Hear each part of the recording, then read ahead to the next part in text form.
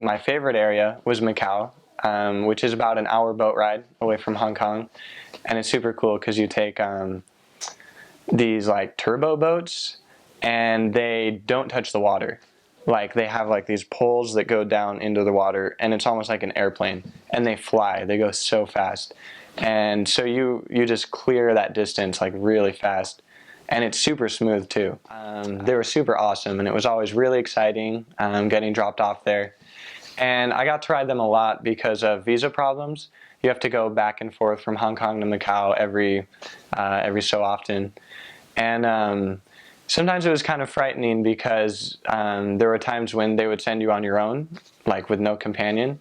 And so the first time I went to Macau, that was the case. I just said goodbye to my companion. I planned to meet my other companion at the other terminal, and I got on the boat. And this was like my first time being alone, my whole mission.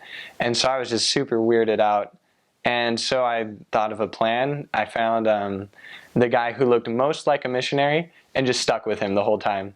There was this young businessman, probably like 25, from Hong Kong, and he had a nice suit on. And so I just went up, started talking with him, told him it was my first time on the ferry, and he just talked to me the whole way as if we were best buddies.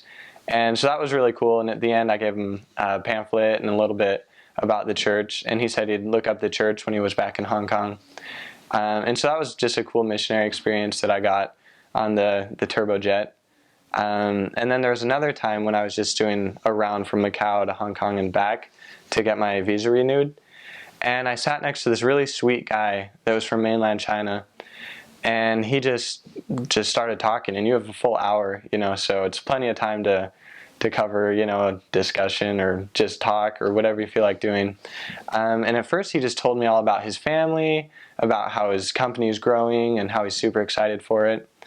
And it just sort of naturally led into a good gospel discussion.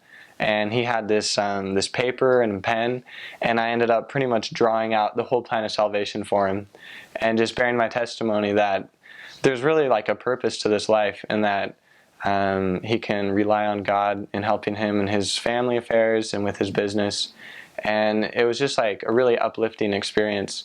And unfortunately he went back to mainland China, so we weren't able to really keep in contact. But it was just a cool way of finding a missionary experience when I wasn't really looking for it.